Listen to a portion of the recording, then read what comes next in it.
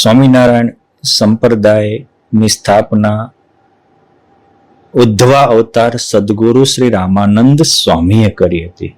આ સંપ્રદાયની સ્થાપના કરનારા આવા નિર્ગુણ પુરુષો હતા, બ્રહ્મરૂપ હતા, ગુણાતીત હતા. અને એને 21 વર્ષની ઉંમરે શ્રીરંગ ક્ષેત્રમાં ભગવાને દર્શન દઈને કીધું અને પછી કહે છે કે મારે પરમાત્માનો સાક્ષાત્કાર કરવો છે. મંત્ર દીધા એ પ્રમાણે જપવાથી સાક્ષાત્કાર થયો. વૃંદાવનમાં આવ્યા. સંવત 1827 ચૈત્ર સુદ પૂનમના પાવન દિવસે કૃષ્ણ ભગવાને દર્શન દઈ અને બ્રહ્મહમ કૃષ્ણ દાસોસ્મિ શ્રી કૃષ્ણ તમ ગતિર્મમાં આ બે મંત્ર આપ્યા. પાછા એ ત્યાંથી કહ્યું કે રેવતાચલની તળેટીમાં ગિરનારમાં જઈ સંપ્રદાયની સ્થાપના કરો. હવે જો સાક્ષાત્કારી તો કેવા પછી ત્યાંથી આવતા હતા. અને 1828માં એ ચૈત્ર માસમાં પ્રયાગ ક્ષેત્ર આજે કહીએ ત્યાં ત્રિવાણી સંગમમાં આવ્યા અને આમ બેઠા હતા. એમાં ધર્મદેવ ભક્તિ ત્યાંથી આવ્યા, ઘડીક ચરણ ચંપી કરી ત્યાં એને ભગવાનનો સાક્ષાત્કાર કરાયો અને પહેલા આવેલા બે મંત્ર આપી અને સંપ્રદાયના શ્રીગણેશ ત્યાંથી થયા. પહેલા સ્વામિનારાયણ સંપ્રદાયના બે કોઈ અનુયાયી થયા હોય તો ધર્મદેવ ભક્તિ માતા.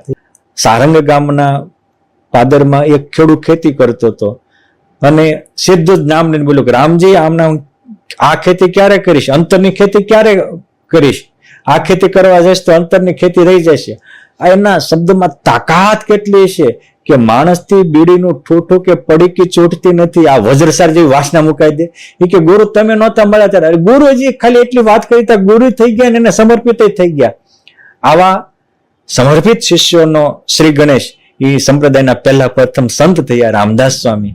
અને પછી એ પાછા આત્માનંદ સ્વામીને આવ્યા, સત્ય સમજાવ્યું અને 1834 કારતક સુદ એકાદશીએ પવિત્ર દિવસે વિધિવત એમને આત્માનંદ સ્વામીએ ઉત્તરાર્ધિક તારીખે નિમા અને સંપ્રદાયનું નામ ઉદ્ધવ સંપ્રદાય રાખ્યું અને વિશિષ્ટાદ્વૈત મતને અંગીકાર કરી 27-28 વર્ષ સુધી એને આ સંપ્રદાયની પુષ્ટિ કરી. ત્યાં ભગવાન સ્વામિનારાયણ લોજના આશ્રમમાં આવ્યા. પરંતુ આદ્ય સ્થાપક રામાનંદ સ્વામી હતા અને એ આવા અલૌકિક પુરુષ હતા કે એને શરણે આવેલા એક એકને સાક્ષાત્કાર કરાવી દેતા. એવા સાક્ષાત્કારી સંતે અનેકને સમાધિ નિષ્ઠ કરી મૂકનારા એવા સંતે આ સંપ્રદાયના પાયા પાતળિયા નાખેલા છે.